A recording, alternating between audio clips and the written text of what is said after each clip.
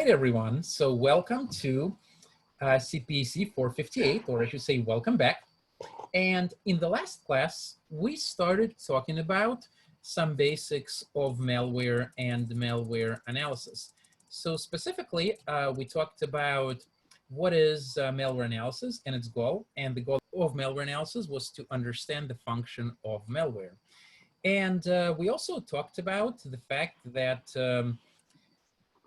we can use our malware analysis knowledge in order to develop antivirus signatures, which are basically pieces of information which antiviruses can use in order to detect malware.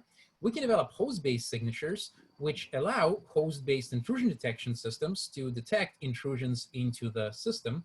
They typically look for behavioral patterns of malware.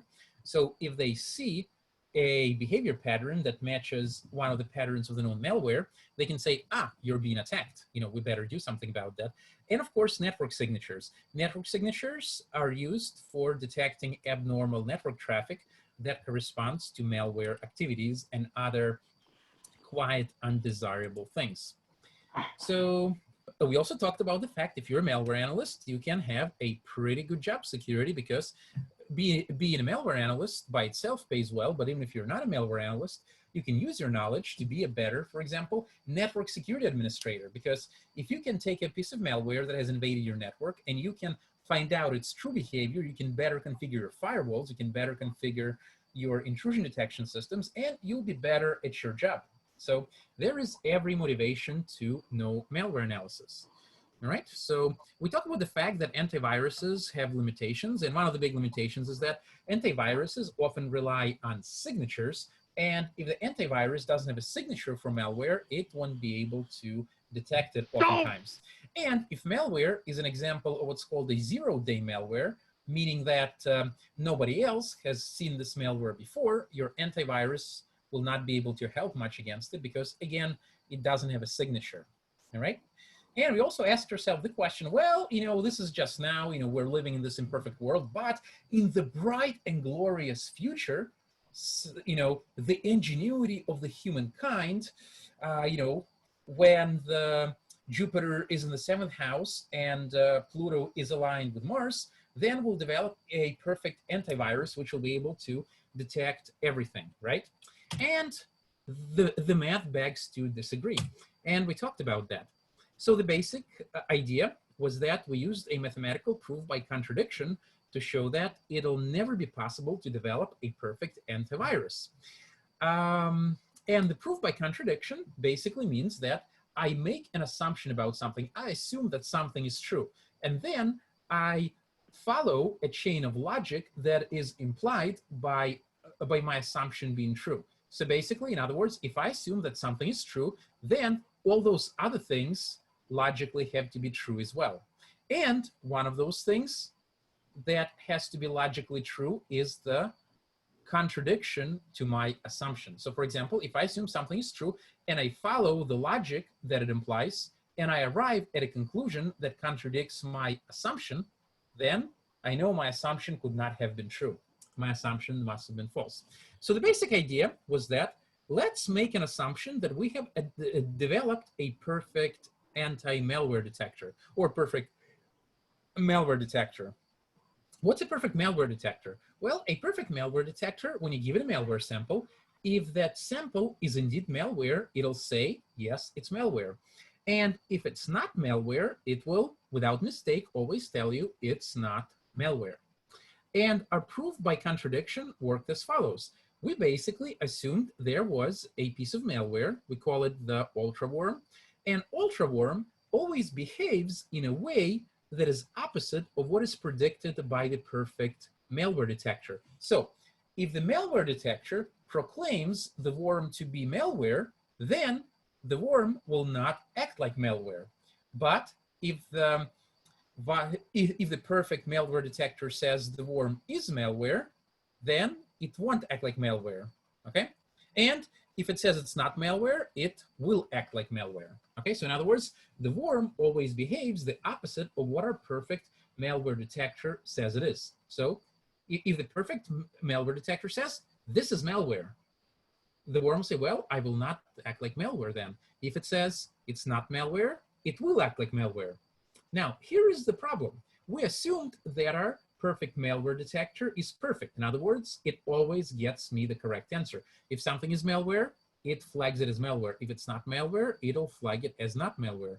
But in this scenario, which we just came up with, we clearly shown that our perfect malware detector is not actually perfect because it wasn't able to classify our worm, which always behaves in the opposite way of what is predicted by the malware detector, as, so basically we've proven our anti-malware is not perfect, okay? Because the worm always acts the opposite of what it predicts.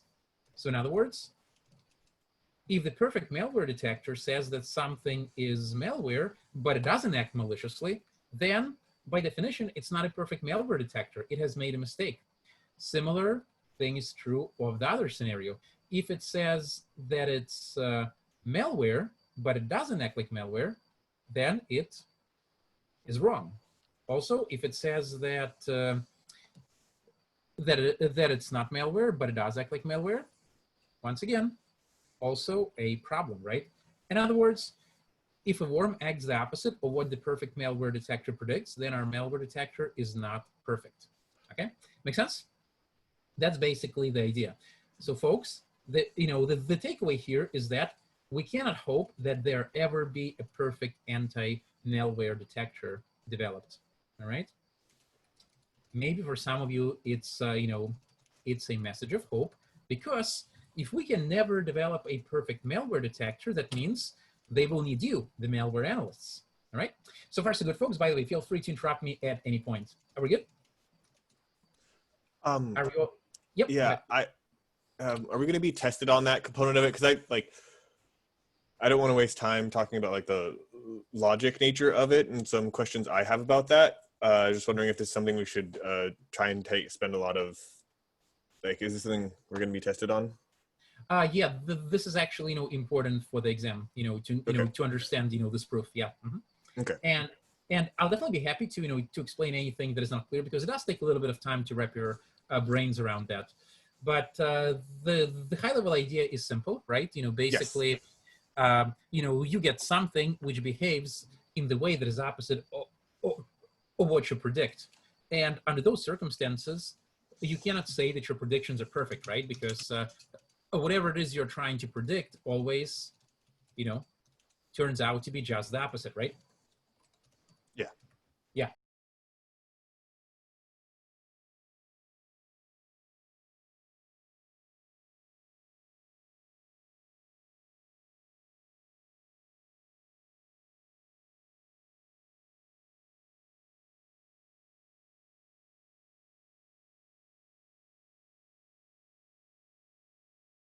So basically, another way to think it, let's say, I say that I can predict the weather perfectly, but there is some weather demon out there that will, if I predict tomorrow is going to be sunny, the demon is going to make it rain. But if I say tomorrow is going to rain and the demon makes it hot, then, I cannot say that I can predict weather perfectly, right? So this malware is basically the demon that does not allow our perfect malware predictor to actually be perfect, if you know what I mean. So we can always develop a detection evading malware. Okay. Are we good? Yes. All right. So, and then we talked about the limitations of antiviruses, and we talked about the different types of malware. We talked about the backdoors. We talked about logic bombs. Backdoors are secret entries into the program that are typically left by the developer. So they can use those in order to gain secret access to the program. Sometimes backdoors can be legitimate. They're used by developers to test the software, but then they forget to remove them in production, which could be a problem.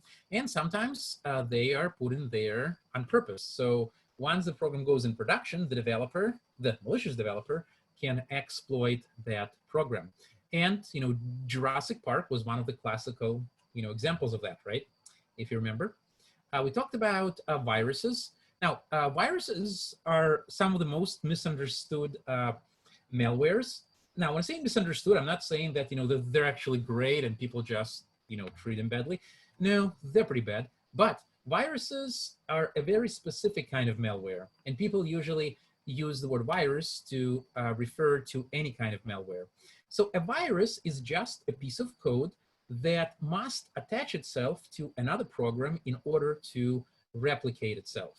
Okay, and typically, in order for the virus to spread, it requires some kind of human intervention. For example, a person has to click on the executable in order to get the infected program to run and to get the viral instructions to execute and infect other executables.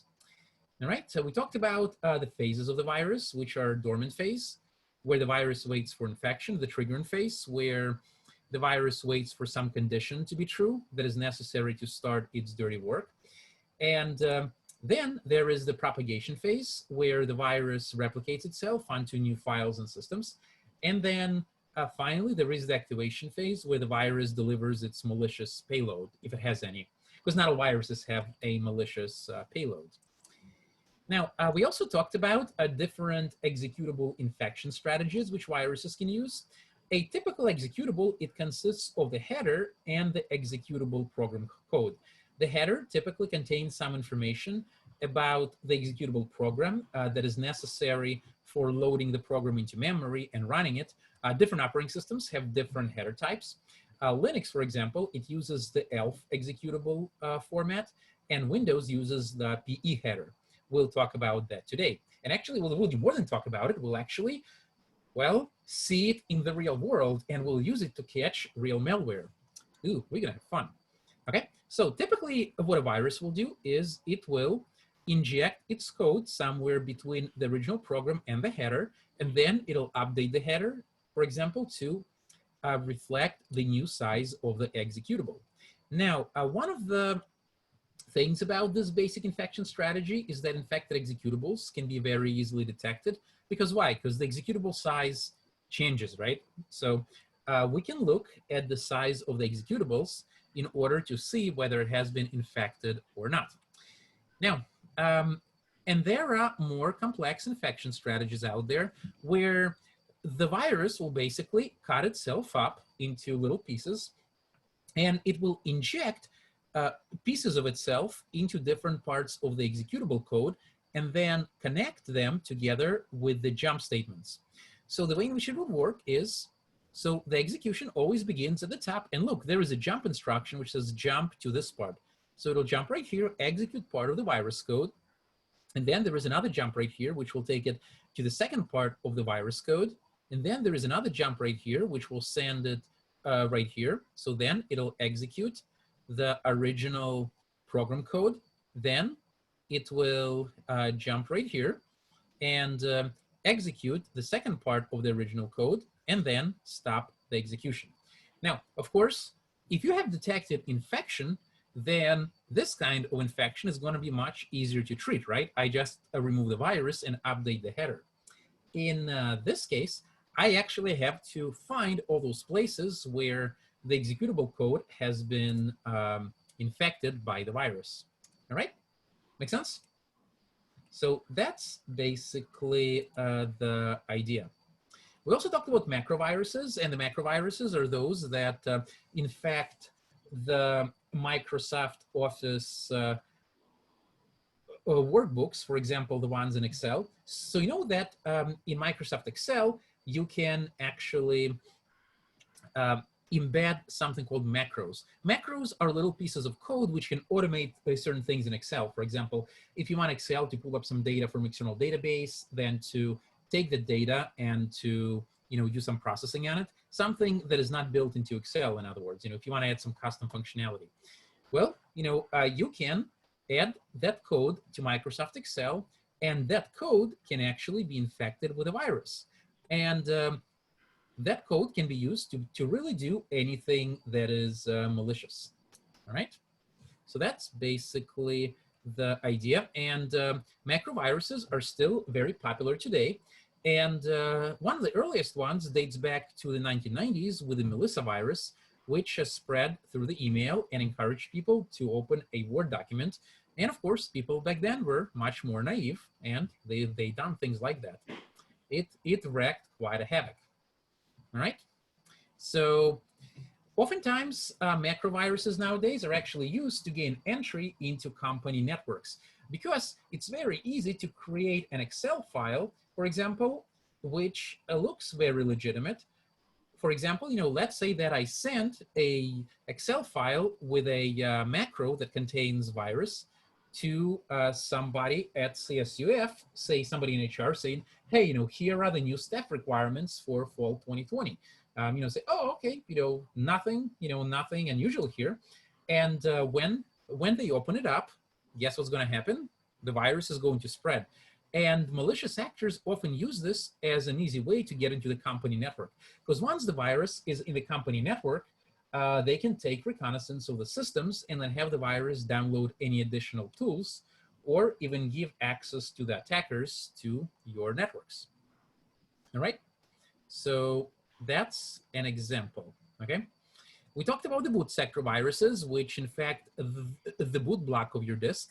And the boot block is basically the part of the disk that initiates the booting of your operating system. It contains instructions on how to boot the operating system.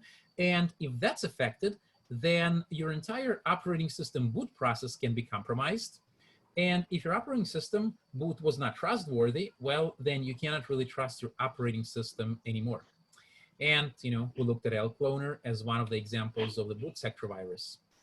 Okay, we looked at other kinds of viruses. And then I think this is roughly where we stopped.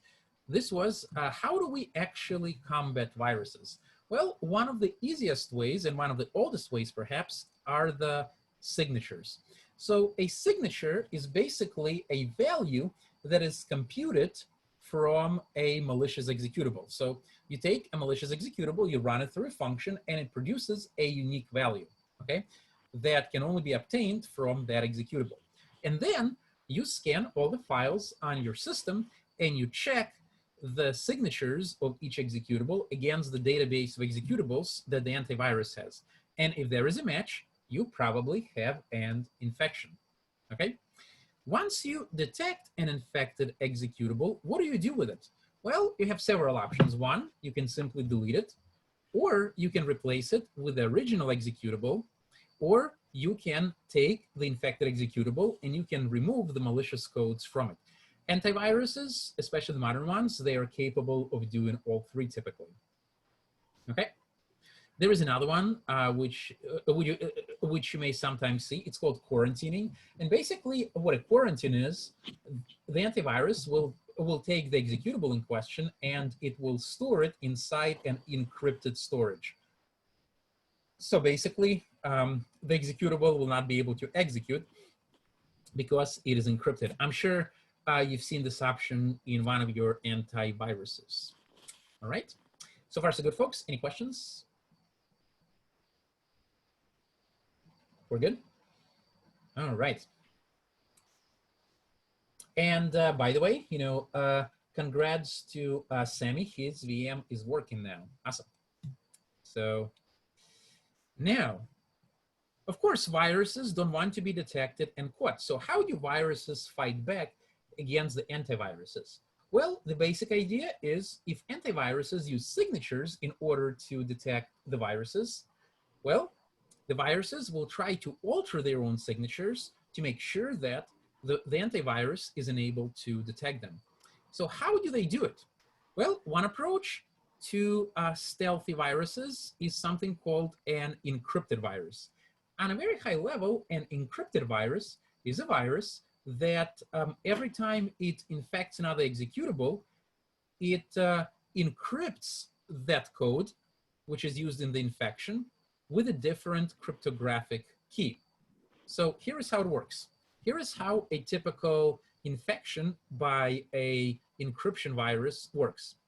So here, it begins with a decryption code followed by the key used for encrypting the virus and the actual encrypted virus, okay? So, and then, down here would normally be the executable code. I will draw it in just to just to give you a better idea. So, and then right here would come the executable code, okay? So the executable code, okay? Make sense? So how does this virus actually work when the executable is ran? Well, first, the decryption code executes. So the decryption code will take the key, which was included into the infected executable, use this decryption algorithm and the cryptographic key in order to decrypt the encrypted virus, and then the decrypted virus will execute, and then the original executable will execute. Now, how does this actually defy signature-based detection? Well, let's say that I catch an instance of the infected executable in the wild. Now, it'll have the decryption code, it'll have the encrypted virus, and it'll have a key. But if I compute a signature of this whole thing, the signature will probably not match the signature of another executable that has been infected in the same way. Because why?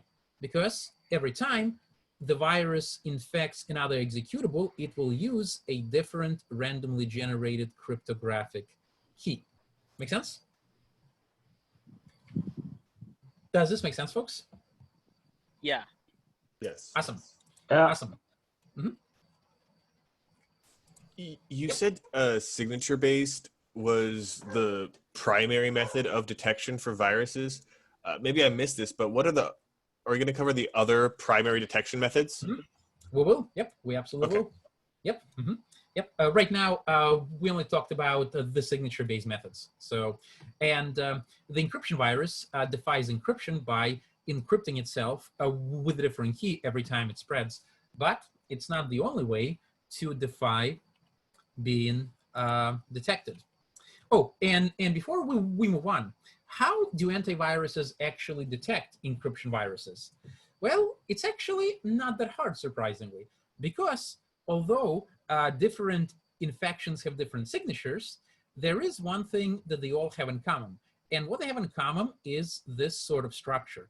It's a structure which begins with a decryption code, followed by the key, followed by the encrypted virus. So your antivirus can actually detect this kind of a structure. And plus, a lot of those types of viruses, they use the same decryption code logic. So I can possibly use the decryption code signature as a way to possibly detect a encrypted virus. So in other words, this structure is a giveaway, okay? If you have a decryption code followed by the key, followed by encrypted code, chances are, this could be a encrypted virus.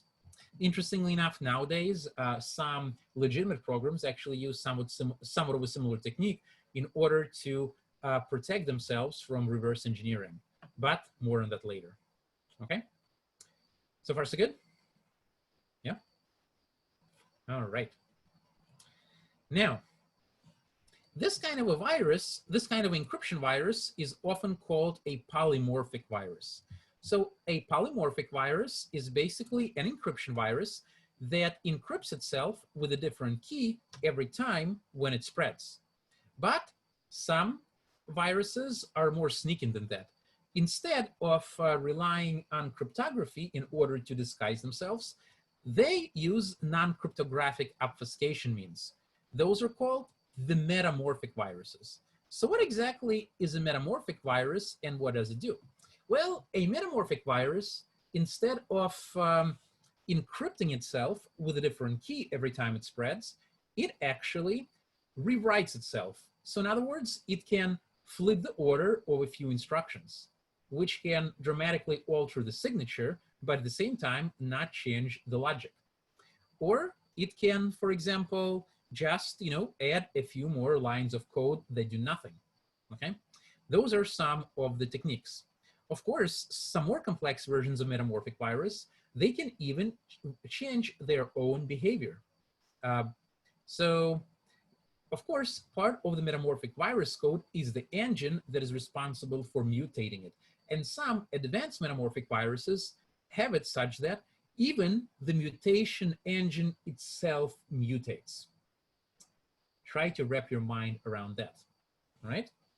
Now, let's take a look at a real world example. So I I got this from the Black Hat Conference researchers, one of the most reputable security conferences out there. And over here, they did a study on the structure of the metamorphic virus. So this is what the structure of the metamorphic virus looks like. So it's about 20% malicious payload. So in other words, the part of the virus that will actually do something bad.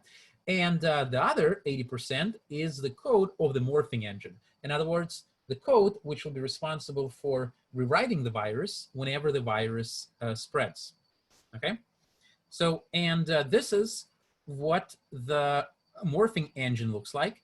So it usually consists of the disassembler, which is something that is used to turn executable code into assembly instructions.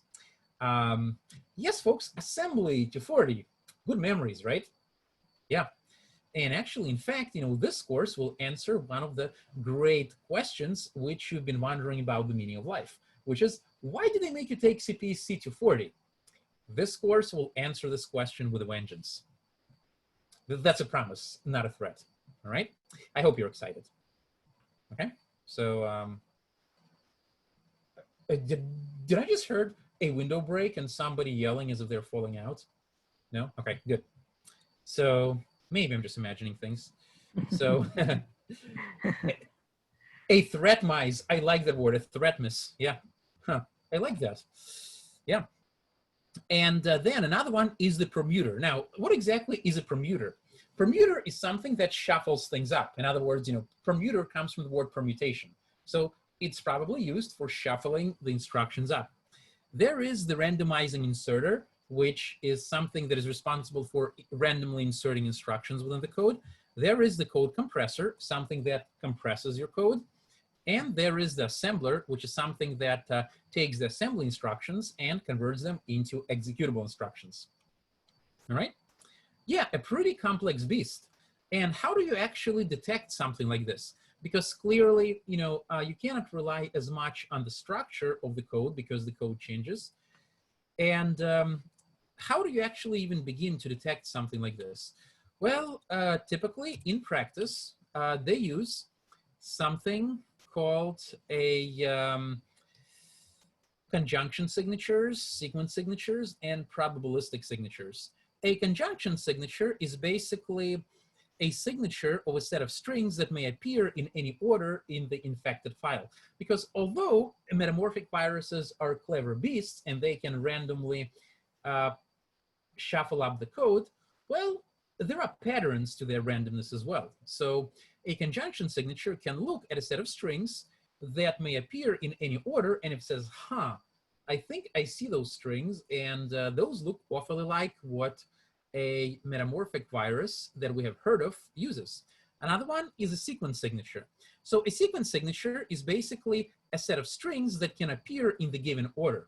So although your metamorphic virus may mutate, there is going to be parts of it that are not going to change. So we can go after those parts. In other words, look at what stays the same. And another one is a probabilistic signature. This one is pretty complex.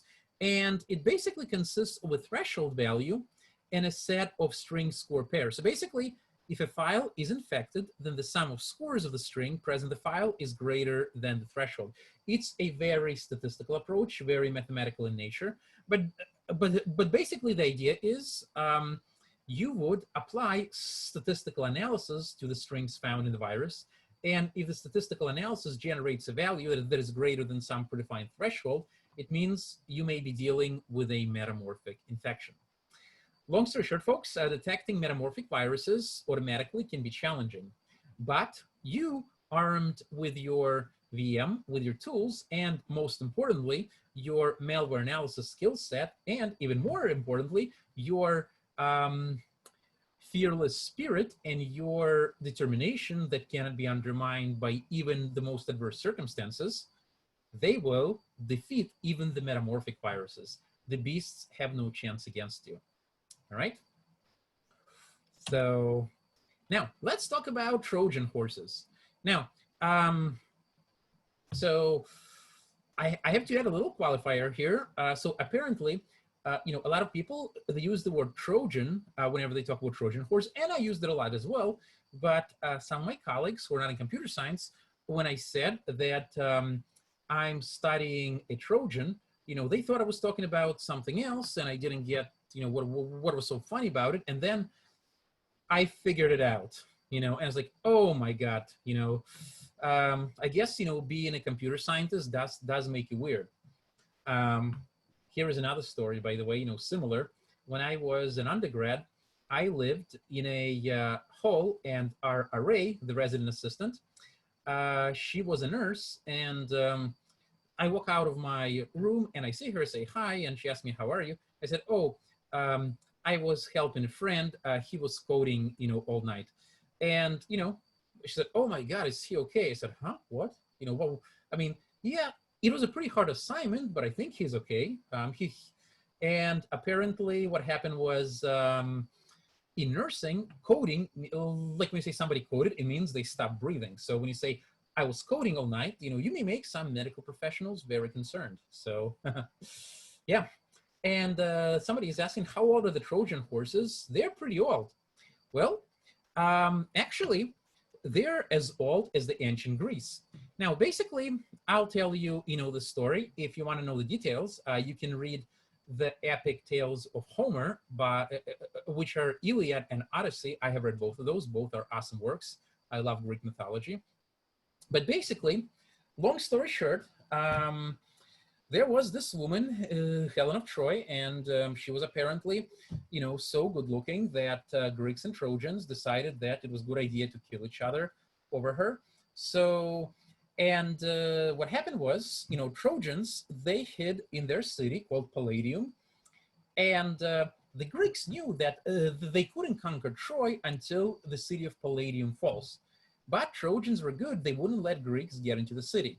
So what Greeks decided to do was to say, let's outsmart them. So they built a huge horse, and inside that horse hid the Greek warriors. And they left the horse at the gates of Troy. The next morning, the Trojans wake up and say, where did the Greeks go? And say, oh, I get it. Greeks must have acknowledged our military superiority, and they left, and as a token of recognition of our military superiority, they left us a horse. Well, so guess what the Trojans do? They pull the horse inside the city, and they start reveling. So probably with a lot of drinking and orgies, based on what I read in the Iliad. So, and while they're all wasted, in the night, the Greek warriors come out, and they take over Troy, and, the rest is history. And that's the end of story. Well, not really, because there is a whole another book where Odysseus tries to come back home from Troy, but that's another story. So that's why it's called a Trojan horse. A Trojan horse program is a program which looks legitimate, but it's actually hiding malicious functionality. And one example could be, let's say that you download a program that is supposed to play some kind of a game, and in the background, while you're playing a game, the program is copying your database to the attacker.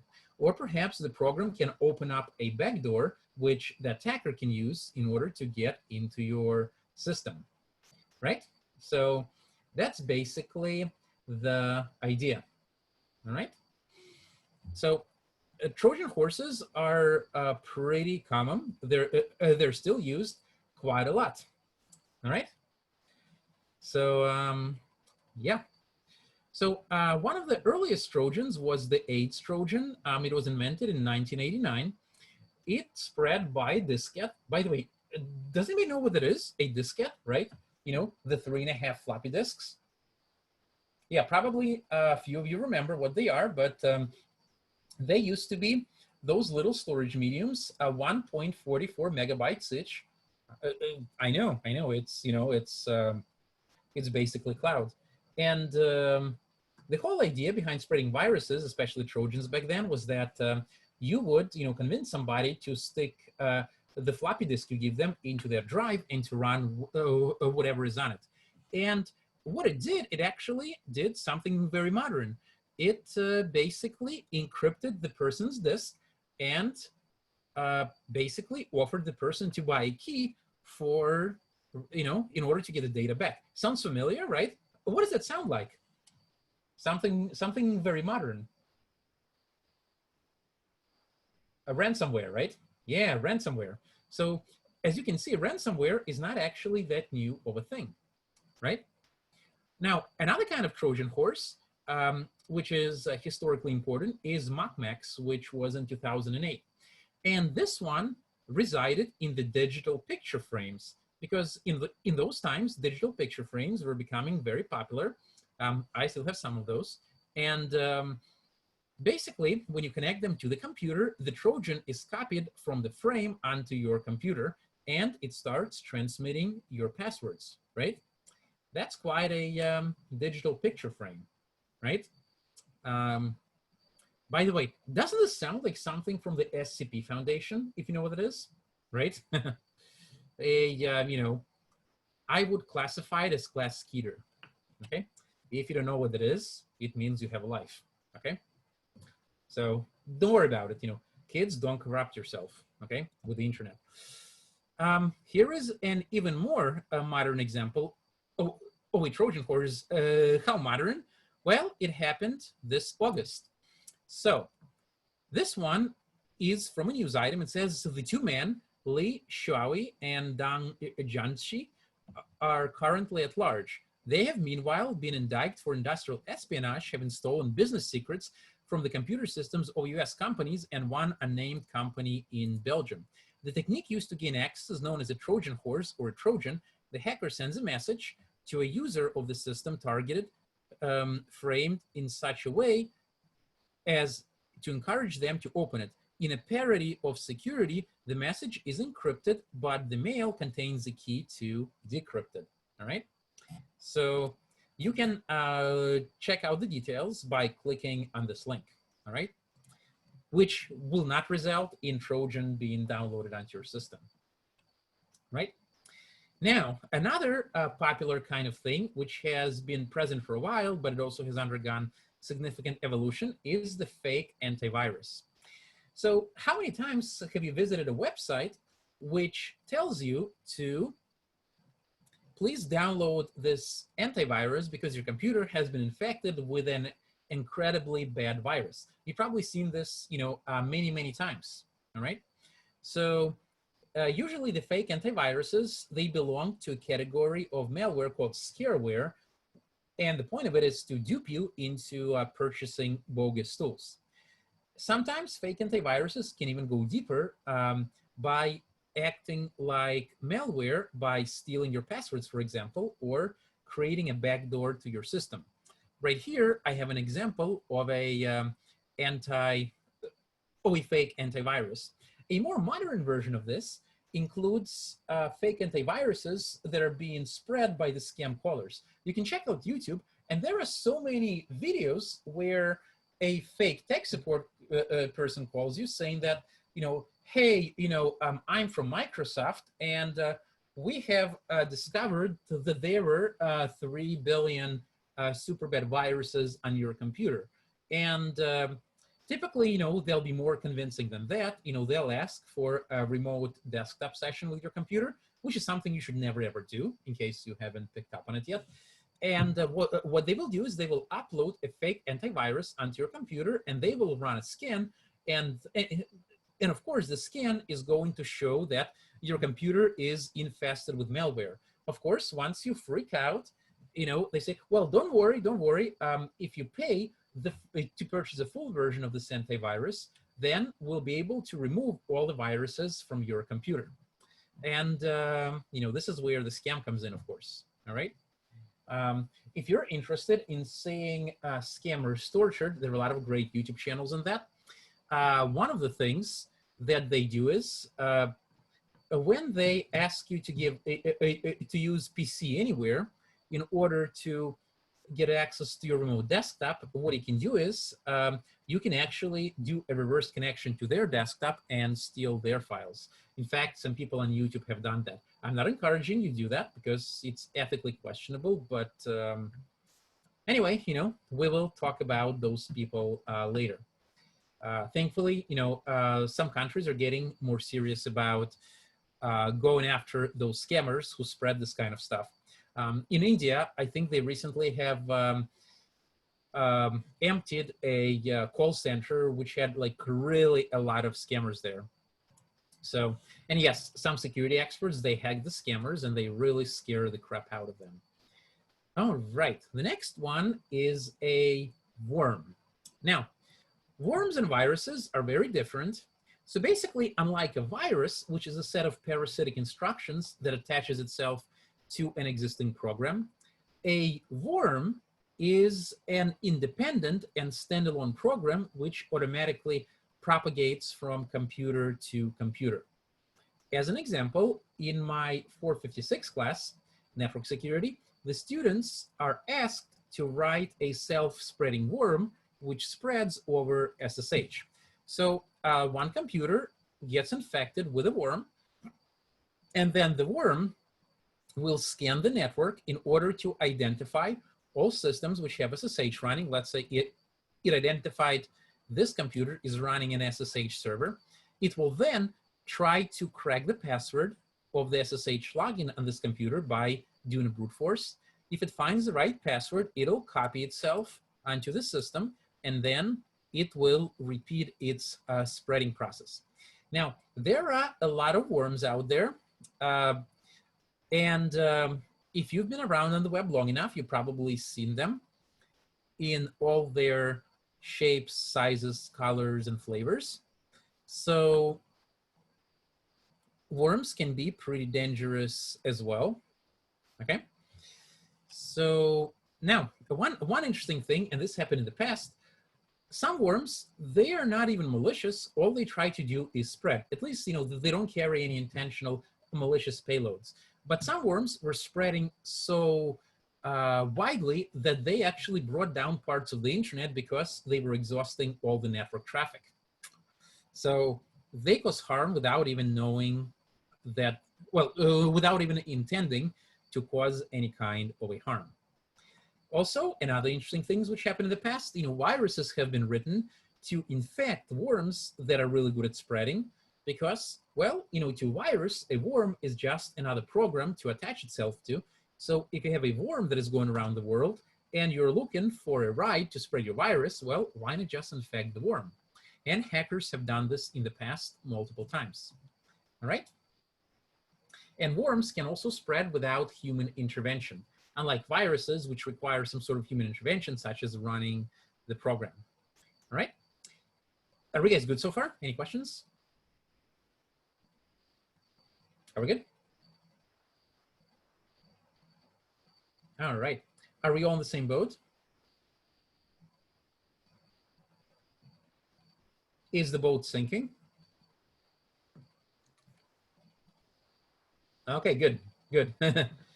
Hopefully not, right? Yeah, okay.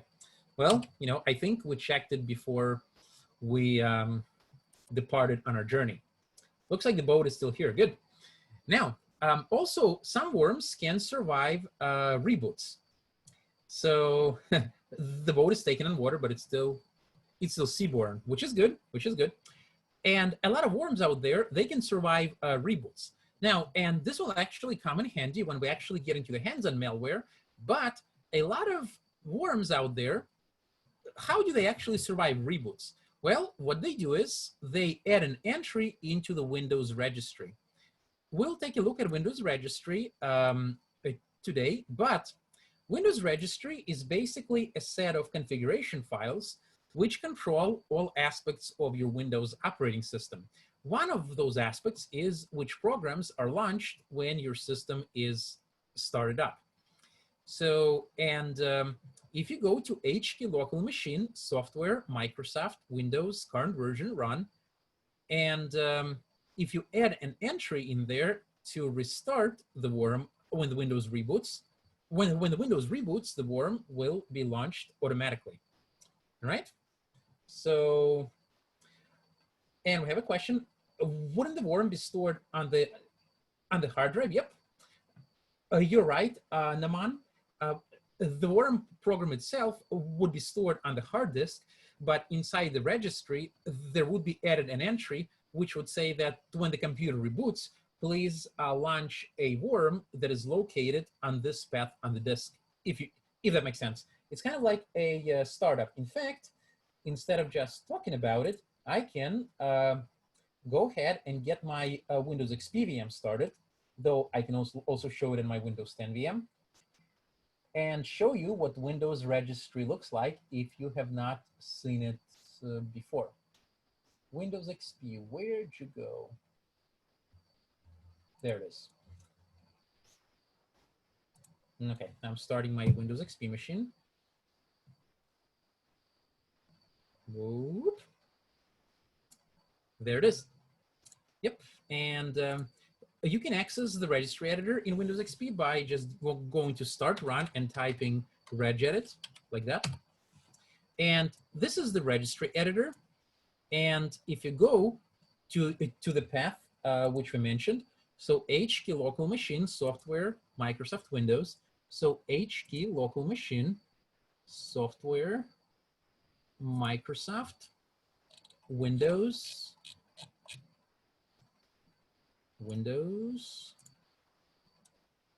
current version, and run should be somewhere in here. You see, right here, there is an entry which tells Windows to automatically launch a program on the disk when the Windows is rebooted. So in here, I have a registry entry called vboxtray, and this is the path. So when the Windows reboots, it will automatically run the program located on this path of the disk. And the program is called vboxtray, found in C Windows System 32. Essentially, it's this little program right here, which allows Windows, yes, to talk to my Linux host. We'll actually be needing this. So does it make sense, Nama? Yeah, awesome. And Eric says, is this like a cron tab? Yeah, exactly. That's exactly what it is. It's kind of like a cron tab in Linux. Linux also has a similar thing. Yep, you got it. And you might have guessed that when we do malware analysis later on, we will be looking into Windows registry quite a lot, because malware loves to screw around with Windows registry. And after all, why wouldn't it, right? Because that's where all of the configurations are, and malware likes to mess with the settings. All right. Now, maybe this is, too close to home nowadays, but you can actually use models in order to predict how the viruses and worms are going to spread. So typically, when a worm begins its infection, it will start slowly, and then it will experience an exponential growth. And as it runs out of the hosts to infect, its infection rate will basically level off. I'll have a moment of silence, because does this remind you, folks, of something you may have seen at some point? I taught this, in previous classes before, but I think your generation will be able to understand it best, if you know what I mean. Can you relate to this? I don't know. It's kind of hard to hear you through my computer. The whole COVID thing's really caused some problems to this. Yeah. Right? Yeah. Yeah. Can the rest of you guys hear me okay? Yeah. Yes. Yeah. So, Yeah. it's like a pandemic model, right? This is a similar model to what people on the news are using to model the pandemic, right? Yeah, it looks like our curve right now. And basically, when it comes to modeling pandemic, basically, if we do nothing, the virus will start, like this, and then it'll basically infect a bunch of different people very quickly, and then it'll quickly run out of people to infect, and then it will, decline like this. And the problem with this kind of thing is that when a lot of people get infected at the same time, the healthcare system isn't able to care for so many sick people at the same time. Instead, what people want us to do is to flatten the curve. So when they say flatten the curve, now, it can still mean that at the end of the day, the same number of people will get sick, but they won't get sick at the same time. So the curve can look, something like, well, okay, let me try this again. The curve can look something like, this, right? So overall, we still may have the same number of people who get sick at the same time, but they won't get all sick at the same time, and so the healthcare system can, handle the load, if that makes sense. So this is called a fast pandemic, and this is what's called a slow pandemic. We want a slow pandemic, not a fast one, if that makes sense, right? So, and the same thing can be used to model the spread of computer worms and viruses. Yeah, so this was a purely theoretical thing for the previous generations, but to you folks, this is something that is, I guess, very unfortunately, is near and dear. And of course, presumably in the fast pandemic, more people are going to die because the healthcare system will be overwhelmed because we just don't have enough resources to care for so many people at the same time. But if you spread those people getting sick over a period of time, then we may be able to save more people because at any point in time we have enough resources to care for them. Okay, so that's your lesson on virology. Now go out there and stop COVID-19. All right.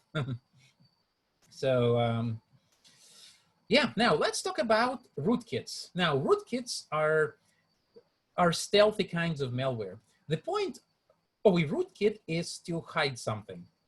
Now, there are many kinds of rootkits out there, but they're generally classified in two kinds of rootkits. There are user mode rootkits, and then there are kernel level rootkits. User level rootkits are the ones which typically affect your user programs. For example, the utilities you use in your computer, such as ls, ps, etc. And the kernel mode rootkits, they're the ones that infect your operating system. But both of them have the goal of hiding stuff. So let's take a look at those.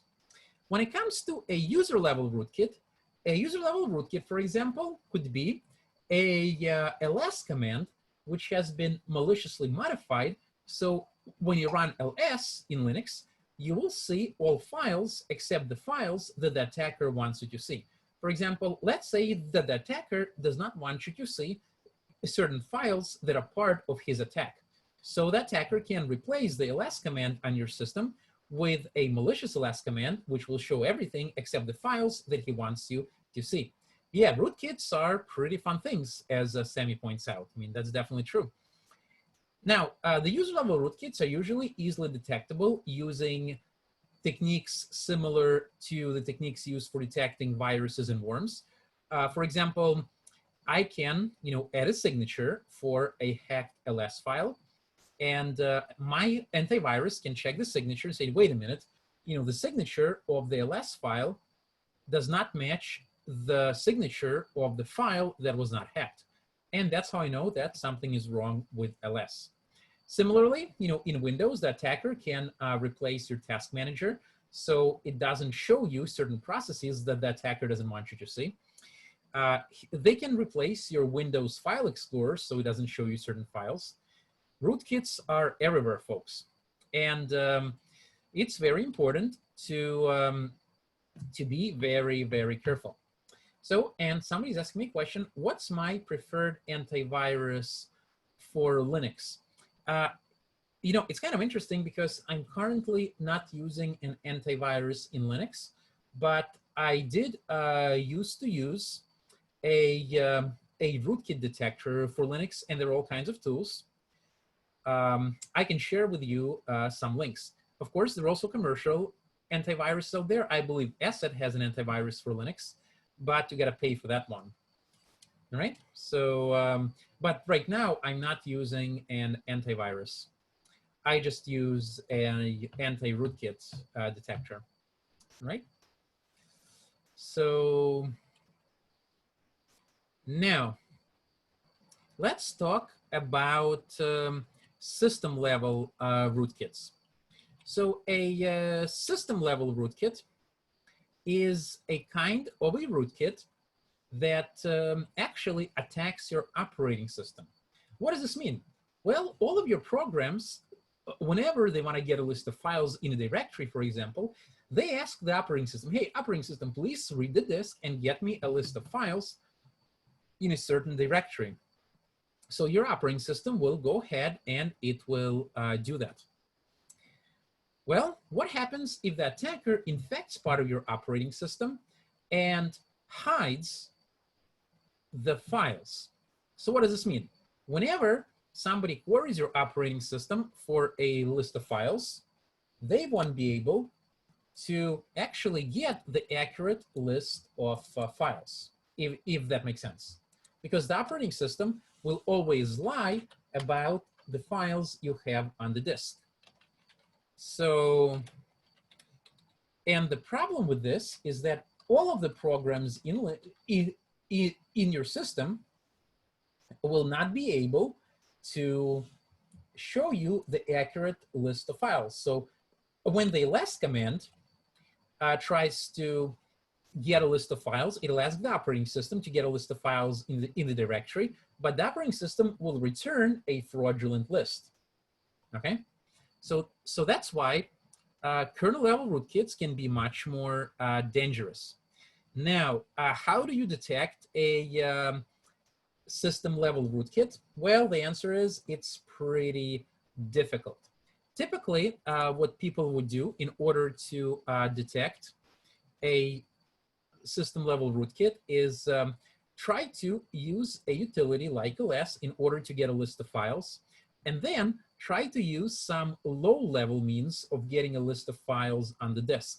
So for example, maybe run some unconventional operating system functions in order to get the list of files. And if the list of files returned by the ls utility is not the same as the list of files returned by the low level means, it means that something is wrong. You shouldn't be getting a discrepancy.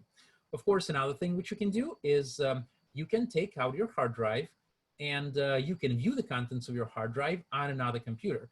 And if you see things there that you don't see on the infected operating system, then you also know that there is something wrong. Okay. Oh, by the way, Austin, so to give you an example of some of the antiviruses I used for Linux before, a long time ago, I used to use ClamAV, okay? And the cool thing about ClamAV is that it actually has a GUI if you're that kind of person. Does this help, Austin? But no, currently I'm not running an antivirus on my Linux system. But I should be, okay? Because I reinstalled my Linux system a few weeks ago, and I just didn't have time to get it all up to speed. But yes, you should put on an antivirus right away. Busted, you guys got me. You got me, okay? You got me. I'm not gonna try to slither out, okay? So we are not politicians. We are, security experts. We have to own up to our mistakes. There are many real-world examples of rootkits of all kinds. And one of the famous, or you can say infamous ones, is the Sony BMG. So this one automatically installed itself onto your Windows system when you inserted a Sony CD into your computer. Now, why did they do this? Well, the whole idea was to basically make sure that your computer doesn't get involved into copyright violation activities, okay? So it copies itself onto your computers, it hides itself, and it enforces copyright protection.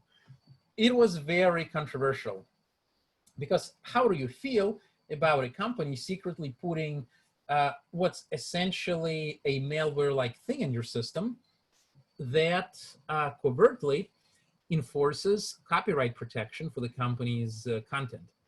If you think that's shady, well, I think it kind of is. And on top of that, it was also exploited by attackers to do nefarious things.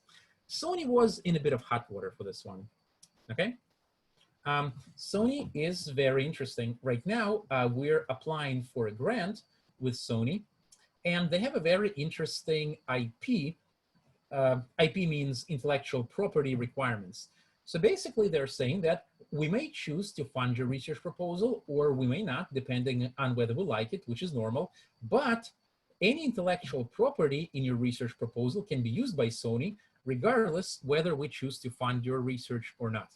So essentially, if you're submitting any research idea to Sony, they are basically taking it, at least in that particular grant. All right, so very, very Interesting. Okay. Now, here is a modern example of a rootkit. It was called a drawer rub,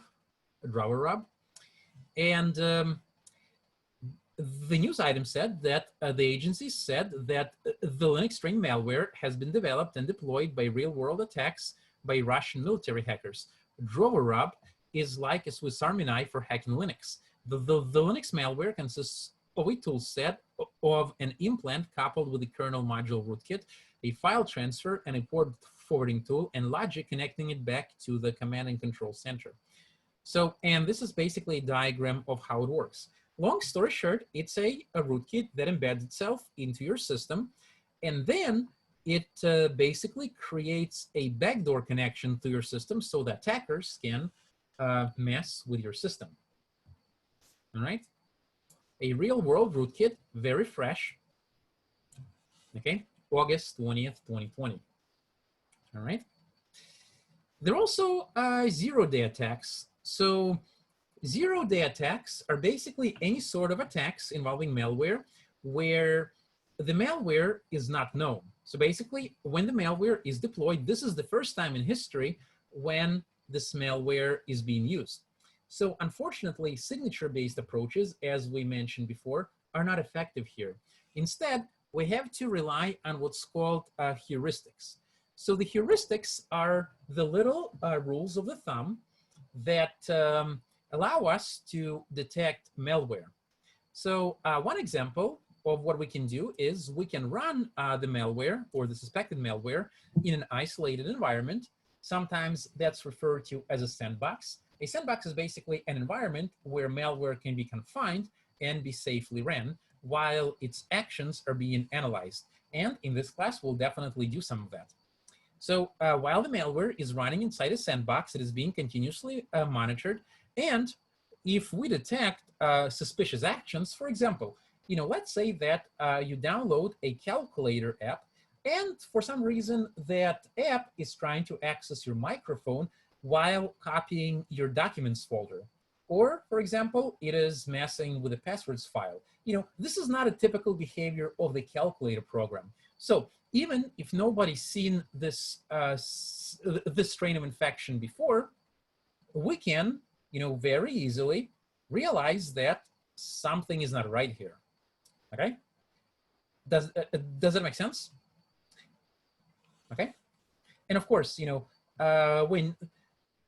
when we use heuristics in order to detect zero-day malware, we need to be careful. On one hand, we want to minimize the number of false positives. In other words, when I have a legitimate program that I end up flagging as a malicious. At the same time, we also want to minimize the number of false negatives. A false negative is when I have a malware, but I judge it as not being malware. Okay? Does it make sense? Great. Now, so we talked about that.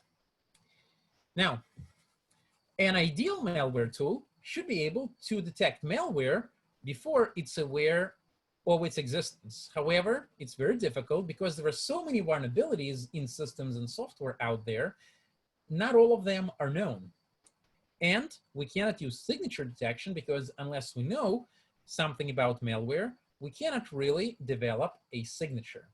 So that's why developing detection for zero-day attacks is just so incredibly difficult. All right, so let's take a look at some of the historical examples of zero-day malware. You folks might have heard of the Stuxnet attack. The Stuxnet attack was the attack which basically put Iran's nuclear generators out of commission. And it used for zero-day vulnerabilities. It was a very sophisticated attack that was carried out by presumably the Equation Group that is presumably part of the NSA. They're called Equation Group because they make very significant use of cryptographic techniques and possibly Israel's intelligence. But to this day, we have no definite proof. but a lot of people suspect a collaboration between the US intelligence and Israel. All right. So there are more examples of modern zero-day exploits. So recently, Google has found 11 different zero-day vulnerabilities. So there was one in Firefox, there was one in the Internet Explorer, or I guess now it's the Edge. There was one in Chrome, and there were 2 in Trend Micro Office Scan. And yes, Trend Micro is actually an antivirus. So yes, a vulnerable antivirus can be used as an entry point for malware. Yeah, so even an antivirus can be a threat. All right, are we good? All right. Now, botnets, those are also very serious threats. So basically, a botnet is a network of systems that has been compromised by the attacker, and the attacker is using that system for his nefarious ends. You probably heard of the distributed denial of service attacks, and the distributed denial of service attacks, they basically often involve botnets. What an attacker would do is he would attack a bunch of systems out there and create a network of zombies. So he's controlling all of those systems. And then once he feels he compromised enough systems, he can instruct all of the systems he compromised in order to start barraging other target systems with traffic. Recently, I think I had a family friend who was dealing with a DDoS attack. What happened was his kid was playing something on Xbox Live with his friend, and they basically, I'm guessing, headshotted one of the people, and that person got super mad, and as a payback, he started a DDoS attack against the public IP address of my friend's kid and of his friend. And they were, their internets were down for quite a while. I told them to keep, rebooting the router or to shut down the router for some time in hope of getting their public IP changed. Also, in such cases, I would also suggest replacing the modem because you don't really know whether the attack was limited to DDoS. They could have also messed with your router's firmware. Yeah. And somebody's asking, what's the average cost to purchase one of these exploits? Asking for a friend. Well, there is this place called Dark Web, and the price of the exploit depends on how bad and how serious the exploit is. And they can go anywhere, typically from something even as low as $50 to $20 to something that costs 100,000. Okay, so it really depends on the severity of the exploit. All right, yeah, dark web is full of those kinds of things. There is this place called the dark web, which you can access using something called an onion router, where people do those kinds of transactions. Similarly, if you want to find exploits and then get paid for it, and I mean, legitimately, there is something called bug bounty. And bug bounty is basically a program started by a company. And it says, if you find a security vulnerability, if we think it's serious enough, we'll pay for that. And in fact, the security club at CSUF, the Offensive Security Society, if you haven't joined it yet, you should. They have held bug bounty before. And actually, we've won some competitions in that area. So bug bounty is a very fun activity, and it's a fun way to make money while helping companies become a little bit more secure. HackerOne is one of the big hosts of bug bounty events. Okay, so I hope, can you still join the club? Somebody asked. Absolutely, yeah, let me know if you would like to join the club, and I'll be happy to connect you with the right parties. It's never too late to join OSS. Yeah, absolutely. Yeah, please contact me after after this. And by the way, folks, I'll be creating a Slack for this class. The AT has finally created a Slack for this class, so I will be inviting you all shortly. So when you get an invite, just accept it. Well, I mean, assuming you want to join the Slack. If not, that's fine as well. But note, it's not me trying to fish you or anything. Okay. So Now, how do botnets actually work? Well, typically, an attacker will create a malicious software, and he will then try to plant that malware on a remote computer. So once the malware is deployed on a remote computer, it allows the attacker to connect to the compromised system and to control that system remotely, and potentially use that system in order to attack other systems. This is called a pivoting attack, okay? So, and the person who does this, the person who creates and manages the botnet, they're called a botnet herder, all right? So early botnets would typically use the command and control servers that used a static IP address, which basically means that the malware that the botnet herders have deployed onto the target systems, they would be programmed to connect back to the server whose IP was hard-coded inside the botnet program. Nowadays, it's more sophisticated than that usually. Typically, the malware would be connecting to a server with a rotating IP address. This basically prevents the botnet from being easily stopped. Because if the malware is using a botnet server with a fixed IP address, then once people know that IP address, they can easily stop the botnet malware by blocking that specific IP address. All right. Some botnets, they use weird communication channels such as the IRC. Do you guys know what IRC is? IRC, it's one of those chat servers which can be used for communicating, and yes, hackers love it. And sometimes, botnets can actually use IRC in order to communicate, to send their data. Sometimes they would even use Twitter or instant messaging apps in order to relay data. So it really depends on how clever the botnet herder is. All right. So that's basically the idea. Now, how do botnet herders actually use the botnets they create? Well, the answer is really use your imagination. They can use the compromised systems in order to gather the credit card information and other kinds of sensitive data.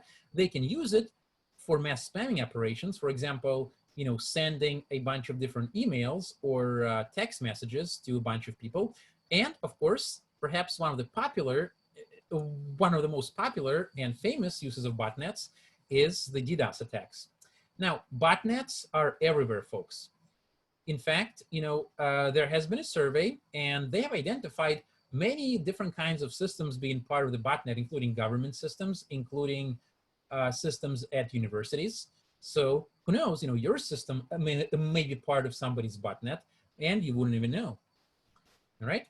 See, this is why you need to run your antivirus, and this is why you need to learn about malware analysis, because we will definitely be analyzing botnet samples. There are many, many kinds of botnet software out there, and one of the historically important ones is the Zeus botnet, and it basically allows the attacker to deploy a customized Trojan horse. So basically, the idea is you download a program which seems legit, but when you run it, it turns your computer into a botnet.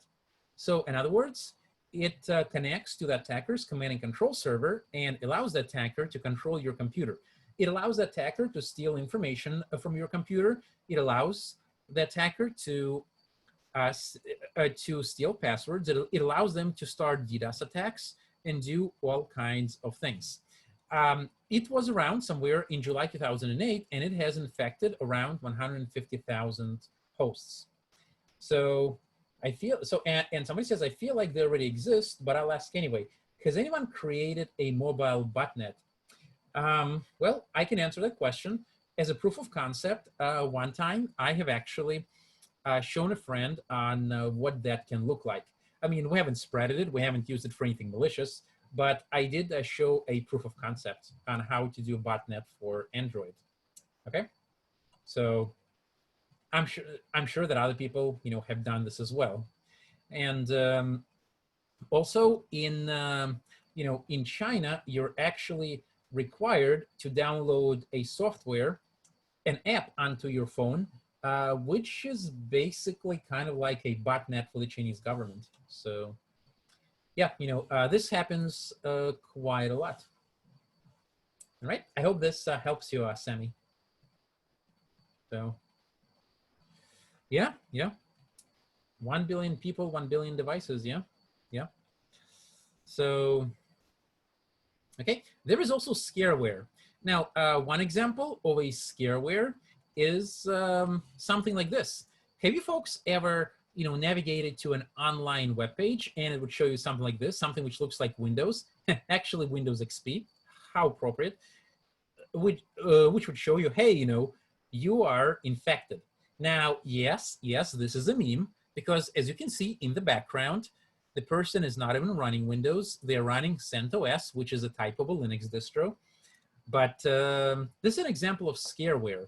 Basically, the attacker is trying to scare you into doing something, or to be more specific, possibly downloading something, possibly a fake antivirus, possibly a Trojan, possibly a botnet, possibly anything that is a something that we have talked about. Yeah, and Diane says that she saw it on her mom's laptop. I wouldn't be surprised at all. Yeah, scareware is everywhere. Yeah. So now it may seem a bit weird to use a meme to explain that, but I just thought that this example was kind of precious. All right. So if your Linux or Mac shows that, or your Windows 10 does that, you probably know you're in for a scam.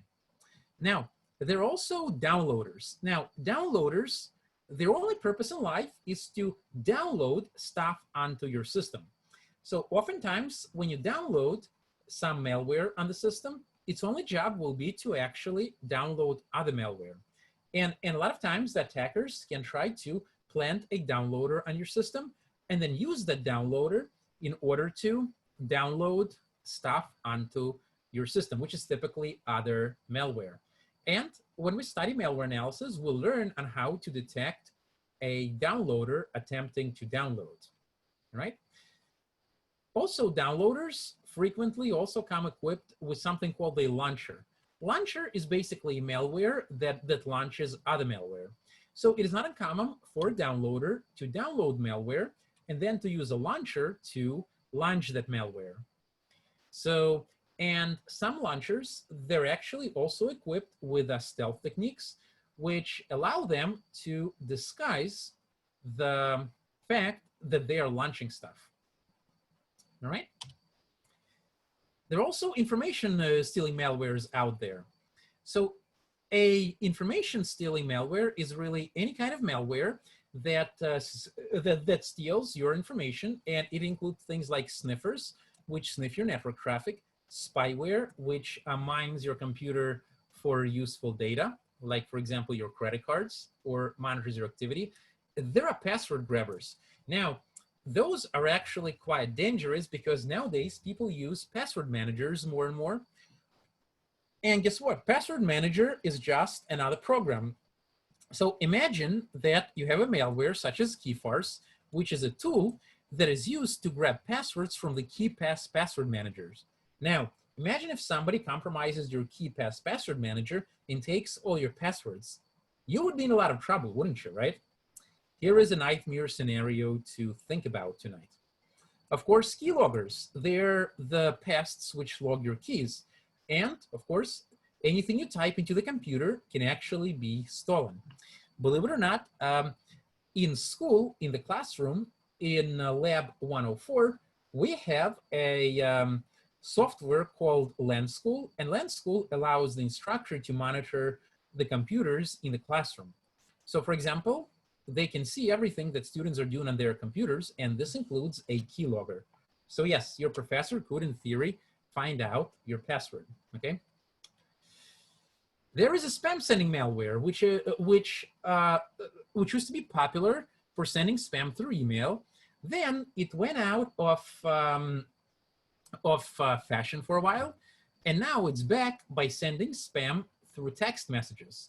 And oftentimes it generates income for the attackers because attackers would send a link, and when the user clicks a link, it may do all kinds of things, anything from downloading malware to simply visiting a website that is monetized.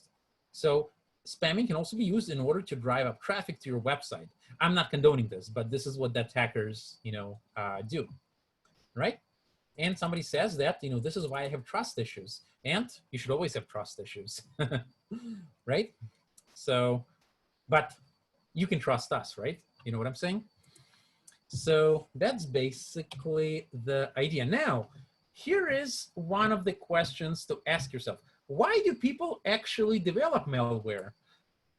Interestingly enough, a lot of people think that people develop malware just to be annoying or just to show off how cool they are. Now, there is certainly a part of humanity that does that, but as Diane has aptly pointed out, the vast majority of modern malware development efforts are motivated by money, money, money, money, money, money makes the world go round, right? ABBA also had a song about that, right? Money, money, money must be funny in the rich man's world. So, and yes, money is one of the biggest motivators for malware. There are what's called pay-per-install networks, and if you took CPC 456, I'm sure the professors talked about that. And pay-per-install networks are basically criminal groups that operate online, and what they do is they charge attackers a fee, and then they distribute the malware for the attackers. So, and every time when a pay-per-install network successfully infects another computer with malware, everybody makes money. The attackers make money, and the people in the network itself make money. And of course, I will skip hacktivism for a second, and I'll jump to the state-sponsored hacking and the advanced persistent threats. Those are probably some of the most serious attacks out there. Those attacks are not being launched by some criminal gangs or some kid in the living room or just somebody who's bored, but they're launched by state agents, okay? We're talking about huge groups of experts. We're talking, people, top people from industry. We're talking people with PhDs. We're talking about people who are extremely well-funded, extremely well-equipped, and they have a very specific goal in mind. For example, that goal could be stealing the designs of Elon Musk's rockets or stealing the design of the next iPhone. China is very famous for that. So, examples of APT attackers are the Equation Group. There in the US. There is the Dragonfly Group, which is believed to be in Eastern Europe or Russia. And there is the Bureau 121, which come from North Korea. And usually they're looking to steal, state secrets, things that are worth a lot of money, or things that have huge implications strategically. And finally, there is hacktivism. And we see a lot of it these days. Hacktivism are attacks which are motivated not so much by money, but by ideology.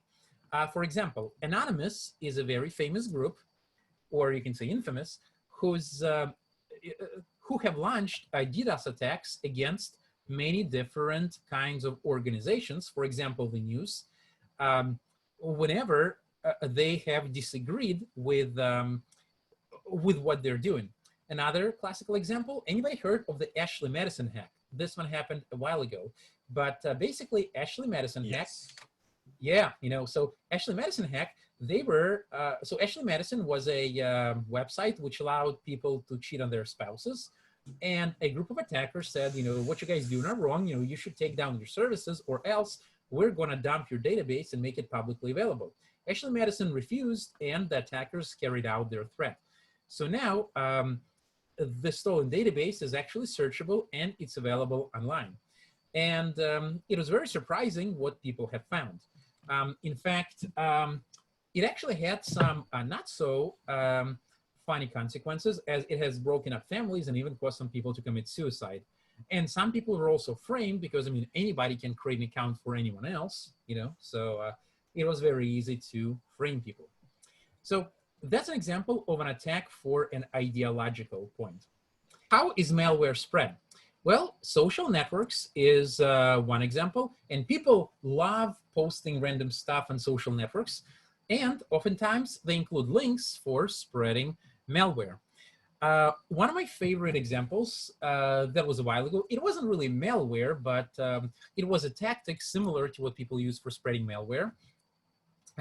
So somebody posted, did you know that if you post your password on Facebook blog, then Facebook will automatically protect your password by replacing it with stars? Try it out. And a lot of people tried it out.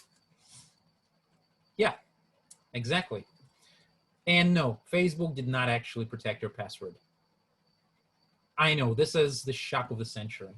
So now, emails is also a common way of spreading malware. When you get an email with a weird file attached, I think this one is as old as Babylon. Removable media, believe it or not, but this one is still used quite a lot. So people would leave a USB drive at the parking lot and, hoping somebody would pick it up and stick it into the computer of their workplace.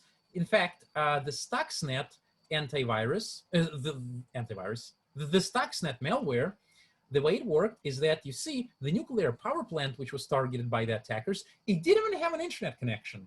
So how did the attackers ever manage to infect the nuclear centrifuges? Well, they figured that people who work at the power plant, they live in the surrounding city, and people bring work home and back all the times. So what they did was they infected the computers around the city, and behold, somebody probably saved something onto the USB drive, and they brought it to the power plant. And in the power plant, when they ran it on their computer, it has spread across the Windows network. From the Windows network, it got into the system that was controlling the centrifuges, and from the system, it actually got into the embedded system responsible for spinning the actual centrifuges. So, and although it was spinning centrifuges at a much faster rate, which was very problematic, it was reporting back to the monitoring systems that everything was fine.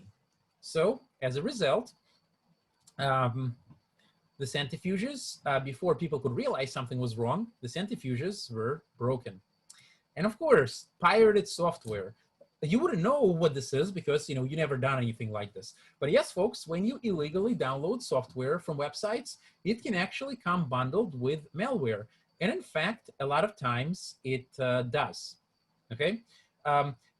Oftentimes, whenever I had people ask me, can you please help me? I'm infected with a virus. And frankly, folks, I could easily tell that it's usually pirated software, or I really don't want to say it. But they were to other kinds of websites. Okay, fine. I'll say it, pornography, okay? Are you happy? Yeah, pornographic websites are, also a big place where malware is distributed. So if you tend to frequent that kind of stuff, please make sure that you definitely have your security taken care of. Okay, have your antivirus, have your firewall, run inside a virtual machine if you can, and restore your VM once you're done. Or better yet, just don't go there. Okay, don't pirate software, and don't go to pornographic websites. Yeah, you're very welcome, Eric. Yeah. Mm-hmm. So now, if you do, make sure that you go to legitimate websites. I mean, there are no legitimate websites where you can download pirate software. I mean, because that's a contradiction. But there are legal and illegal pornographic sites out there. So some porn sites, they're actually, they have company policy, so they're actually legitimate companies. But anyway. You make your own decisions, all right? All right, so now, the final thoughts, and this is gonna be important. So real world Malware can be a combination of different malware types. So, for example, you can have a Trojan horse that opens a backdoor and installs a logic bomb. So, oftentimes, malware cannot be neatly classified into one category or another category. So, and being able to classify malware is not as important as being able to recognize its code and its malicious behavior, okay? Because if you can do that, you know, it doesn't matter how you classify it, as long as you know exactly what it does. So being able to actually analyze malware and to reduce and to find out its behavior is much more important than actually being able to classify it, right? Now, before we finish up with this, I would like to sort of give you a few words of wisdom before we move on. And, you know, keep those things in mind as we're going through the course. Because this is a course, guys, unlike no others.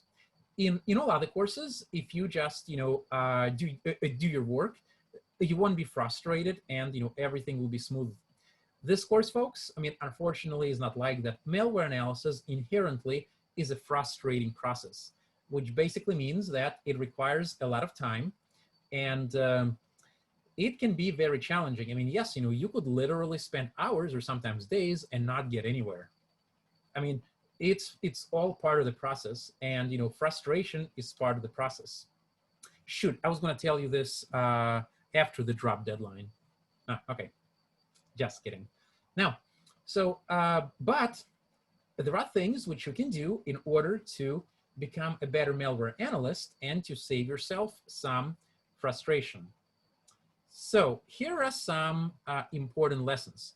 We'll be learning about a lot of tools. However, the tools are not as important as you are. Tools are just tools. You are a problem solver. So you can run tools all you want, but the tools will not give you the answer unless you use them strategically, unless you apply them with critical thinking. So when you are using a particular tool, you should have a good reason for using it. And in your mind, you should be asking a question, okay, what am I trying to find out? What will running this tool actually do for me? All right, so if you just mindlessly try running different tools, you'll probably not get an answer and you look like something like this, okay? You will be like a chimp with a hammer, okay? Now, a hammer is just a tool. In the hands of a craftsman, the hammer can build a house, but in the hands of a gorilla, it can possibly end you up with a cracked skull. Wait, is that Harambe? Oh, no. Okay, moving on. I don't want to, yeah, I know, poor Harambe. We will never forget Harambe, folks, right? Right, am I right? So, yeah. So, yeah, I know. We're all crying. Oh, and I think my screen has gone black again. Interesting. I think Zoom is mourning Harambe. Okay, so I'm gonna leave and I'll join once again. I'm so sorry, folks. Zoom is being wonky.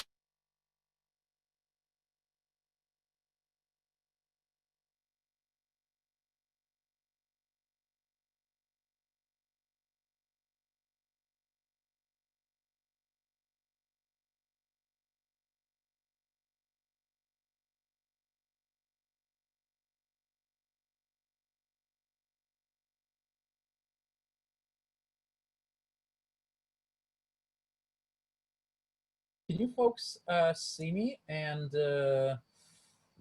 hear me? Yes. Yes. Awesome. And I'll share my screen right now. So I think, you know, the lesson of the previous part was that, you know, I use tools strategically. Don't just run tools in hopes of getting an answer. Okay. So now, also, please don't lose perspective. You know, when you analyze malware, frequently you'll be very distracted. And by this, I mean, when you analyze malware, you may be hit with a you know, boatload of irrelevant code and irrelevant information. Your job is to find just the part of malware that is malicious. In other words, don't spend your time trying to understand every single aspect of the potential malware, okay? Try to, once again, strategically look for the part of malware that is malicious, right? So once again, be strategic. Don't try to understand every little detail. Develop a skill where you'll be able to identify the malicious part of the malware, because trying to understand everything will take you down a very deep rabbit hole from which you might not emerge. Okay. Also, folks, once again, get ready to persevere. You will spend multiple hours, and you'll spend a lot of times being frustrated, because reverse engineering malware, it's an art. It's also a game of cat and mouse. And once again, it will be time consuming. It will be frustrating.